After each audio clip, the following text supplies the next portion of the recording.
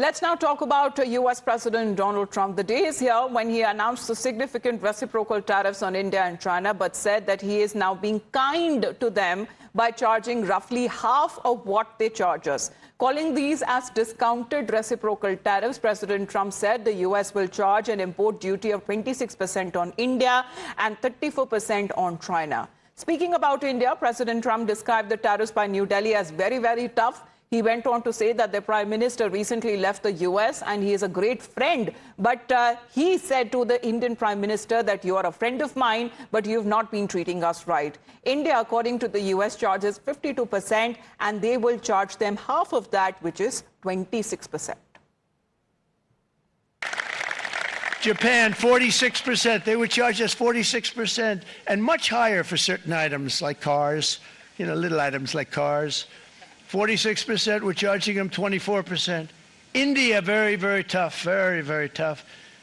The Prime Minister just left, and he's a great friend of mine, but I said, you're a friend of mine, but you're not treating us right. They charge us 52%. You have to understand, we charge them almost nothing for years and years and decades, and it was only 7 years ago when I came in, we started with China and charged them. We took in hundreds of billions of dollars from China in tariffs, and they understood, honestly.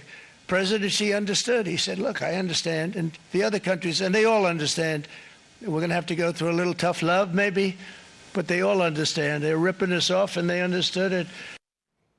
Well, he believes that the countries are ripping him off as far as the United States is concerned, and he wants to make America wealthy again. Well, Srinjoy is connected with us, so are our guests. Welcoming Dr. Richard Benkin. He's an author and journalist joining us here on the broadcast. Professor Nicholas Lamb, the former dispute settlement lawyer, is connected with us from the World Trade Organization. And we also have Pathikrit Payne joining us here on the broadcast. Good morning to you, gentlemen. Thank you very much for taking out your time here.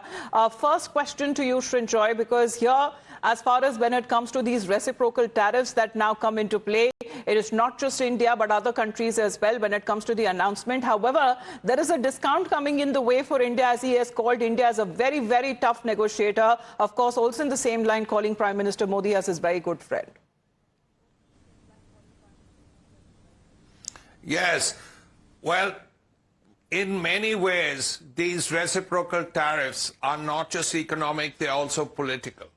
But they will have an impact.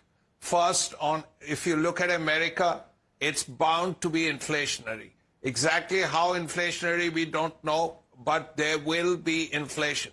For instance, America imports about $500 billion worth of goods from China. Now you have 34% tariff there. India is much less, about 74 billion, but 24%, 26% there. So inflation will probably happen. Now, American industry will also have to build up to make up for all this, and that will probably take time. So the possibility of stagflation is there. So that is something that will hurt America, will hurt American consumers, and of course the American economy. As far as India is concerned, India is going to be hurt. There are certain sectors, according to experts, which will hurt, like jewelry and gems. That is about 10% of Indian exports.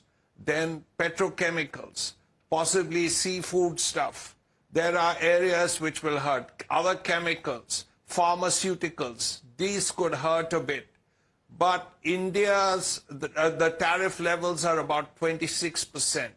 Now, China is 34. There are some countries which are over 40. Perhaps India could, while there will be, the prices of everything will go up, India's will go up less. Okay. So to that extent, maybe India could benefit a little bit.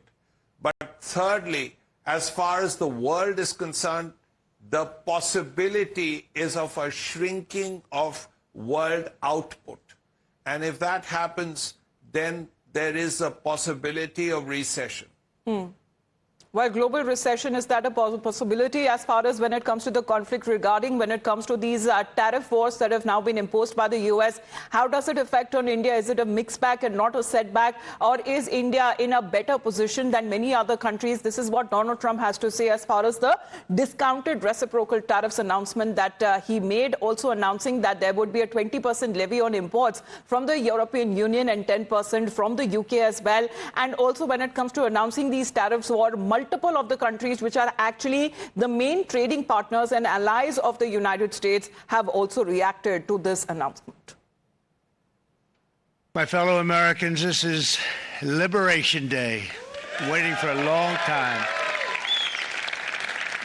April 2nd, 2025 will forever be remembered as the day American industry was reborn, the day America's destiny was reclaimed, and the day that we began to make America wealthy again. For decades, the United States slashed our trade barriers on other countries, while those nations placed massive tariffs on our products and created outrageous non-monetary barriers to decimate our industries. And in many cases, the non-monetary barriers were worse than the monetary ones. They manipulated their currencies, subsidized their exports, stole our intellectual property, imposed exorbitant VAT taxes to disadvantage our products, adopted unfair rules and technical standards, and created filthy pollution havens. They were absolutely filthy, but they always came to us and they said, we're violating, we should pay for it. Well, reactions from other countries have already started to come in as far as Australia's Prime Minister is concerned, saying that US tariffs on his country will have no basis in logic. Here is Anthony Albanese reacting to the 10% tariffs imposed on his country by the US president, saying that they go against the basis of our two-nation partnership. The unilateral action that the Trump administration has taken today against every nation in the world does not come as a surprise. For Australia, these tariffs are not unexpected, but let me be clear, they are totally unwarranted. President Trump referred to reciprocal tariffs. The administration's tariffs have no basis in logic, and they go against the basis of our two nations partnership. This is not the act of a friend. Today's decision will add to uncertainty in the global economy, and it will push up costs for American households. It is the American people who will pay the biggest price for these unjustified tariffs.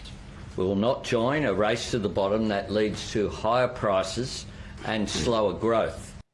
Well, Dr. Benkin, what is your understanding? Because friends and allies of the U.S. have been reacting, though Donald Trump has also called India as his very good friend, according his relationship with the Prime Minister of India.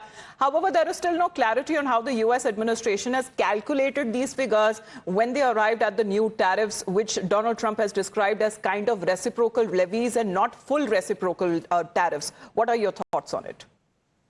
Well, first of all, I think we have to realize that we are at the beginning of a process, not at the end of the process. And I really wish people would stop pretending that we're at the end of the process. At the beginning, we really don't know what the full impacts are going to be. Now, we need to start with, we'll talk about harm, we'll start with this. The United States currently pays more money every year just on interest on our national debt than we do on our national defense. That's simply unsustainable. And if you want to talk about harm, think about what will happen as that debt monster grows and grows and grows, and eventually the United States, the largest, the most powerful economy in the world, default. That's not going to work. That's got to change, and President Trump's doing something about it since trade imbalances are a big part of that deficit. Beyond that, we're seeing that an awful lot of countries are taking this as a starting point of negotiations. The British have said they are looking, hopefully they're hoping what comes out of this is a U.S. United Kingdom trade deal. Israel has canceled all its tariffs on the United States. Now, India, and I think India is the most fascinating of them all, because India, the U.S.-India relationship has so many dynamics involved with it that I mean, the negotiators just said they've agreed on a framework for negotiation. And when they sit down, they're going to be talking about more than just trade, because there's so much more than trade involved in the U.S.-India relationship. And that's got to be factored into it. The fact, by the way, that Prime Minister Modi, before the negotiations, unilaterally said, we're going to reduce some tariffs, is just another message to the American people from India, with India saying, we're your friend. We're your great friend. Our future is together. We're going to do great things together, and we're going to be a real force together in this world. So I think, again, we have to recognize that what happened today is just a start, because the other thing, as an average American, quite frankly, with all due respect to the Prime Minister of Australia, the fact that us charging tariffs that other people have been charging us, it does not seem at all unwarranted. In fact, we're charging half. So from that point of view, it seems But very is America reasonable. But again, willing to take that risk? I mean, with the allies or with the friends are also concerned, because here is what Anthony Albanese had said, that this is not an act of a friend.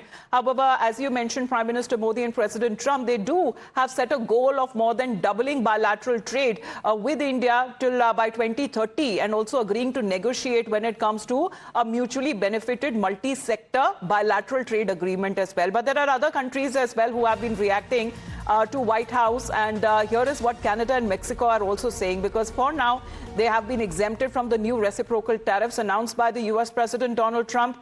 In fact, there has been a fact sheet from Trump's office saying that goods imported from under the existing continental trade deal, which is the CUSMA, will not face tariffs, while those outside the deal will see 10% tariff hike. Let's listen in to how the Canadian leadership has reacted. President Trump has just announced a series of measures that are going to fundamentally change the international trading system. Now, in doing so, he has preserved a number of important elements of our relationship, the commercial relationship between Canada and the United States. As of this evening, the tariffs on automobiles will enter into force, and the U.S. has signaled that there will be additional tariffs in so-called strategic sectors, pharmaceuticals, lumber, and semiconductors. We're in a situation where there is going to be an impact on the U.S. economy, which will build with time. In our judgment, it will be negative on the U.S. economy. That will have an impact on us. But the series of measures will directly affect millions of Canadians. We are going to fight these tariffs with countermeasures. We are going to protect our workers, and we are going to build the strongest economy in the G7. In a crisis, it's important to come together, and it's essential to act with purpose and with force, and that's what we will do. Well, Professor Nicholas, what's your take? Would there be a counter to the reciprocal tariffs, because the president believes that higher rates would hit foreign entities that sell more goods to the United States than they buy, meaning that the tariffs could stay in place for some time, as the administration also expects the other nation to lower their tariffs and other trade barriers? Well, I think we first have to clarify what these tariffs are based on, because they're not based on looking at other countries' trade barriers and then calculating an equivalent. So calling them reciprocal tariffs is misleading. If we look at what experts who have been looking at it have seen, is that these tariffs are actually based on the bilateral trade deficits that the U.S. has, and divided by the overall trade relationship, the overall exports. So they're random numbers that the administration has arrived at. But in the cases of countries like the United Kingdom or Australia, where the US actually has a trade surplus, they've simply put 10%, right? So this is not based on anything that these countries do. So in the case of Australia or the United Kingdom that have a trade deficit with the United States, it's not clear at all what these countries can do to get rid of these tariffs. In the case of other countries such as India or China, which have a trade surplus, the only way to reduce it, presumably, is to reduce the trade surplus, which means either exporting less to the United States or importing more from the United States. And that, of course, puts countries that want to retaliate into a bind. Because if they put retaliation in place, they will import less from the United States. And so presumably their trade surplus will rise or it will stay the same. And so they will never get away from these tariffs. So it's very unclear what countries can do now, because unless they essentially cave into the demands and somehow work to reduce the trade surplus that they have with the United States. But wouldn't, as far as the high cost of new tariffs threaten investment, jobs, supply chains, and in turn, America's ability also to outcompete other nations that lead to a preeminent manufacturing superpower? Because here is what Donald Trump has been saying, Pathikret, that he wants America to become wealthy again, but the impact that can already be seen on Asian markets, Pathikret, because the Asian markets have slipped following Donald Trump's announcement on these big tariff hikes. Well, first and foremost, I will not be surprised if many countries move towards devaluation of their own currencies, because that's the easiest way to deal with this tariff. Secondly, let's understand, if I talk about the Indian context, India is not a US-centered, export-oriented economy. Our total export is just around 20% of the entire GDP. And out of that 20%, our actual exports to United States is just 2%. For many of the products or services that we export, it is very difficult to United States to actually substitute India. So I don't know how many. I mean, are they going to take IT services from Pakistan tomorrow by charging 26% to India? They would have to bear the cost. So let's understand one thing. If you keep on doing this, well, in the short run, you would start presuming that you're making United States better again, and we wish them good. But eventually, countries will find out alternate routes to, trade elsewhere and with other currencies. Please understand, you cannot have this kind of an approach and then force countries that you have to continue trade with the dollar, have dollar as the reserve currency. And that's where, alternate blocks like BRICS would get more prominence. We cannot just do away with that thing. And let's understand, if this is a way to deal with India by saying that you have to open up your poultry, fisheries, agriculture market, well, let's be very clear. Such pressures came on India in 2018 and India withstood that pressure. So our impact on the GDP is like this. Our total exports to United States is $85 billion at most. So $85 billion of a $4.3 trillion economy is less than 2%. Yes, there will be impact, but as percentage of the entire GDP, it is something which India can absorb. But it also needs to be seen whether it will bring, India closer to other countries which have also been imposed on this high tariff, when it comes to these tariff propositions that have been kept forth. With India and China come together, because it is also being believed that India still is in a better position than many other countries, expressing that there is still a lot of hope when it comes to the proposed bilateral trade agreement also between the two countries, which will conclude soon, and it is expected also to provide relief from these reciprocal tariffs. Thank you very much, gentlemen, for joining us here on the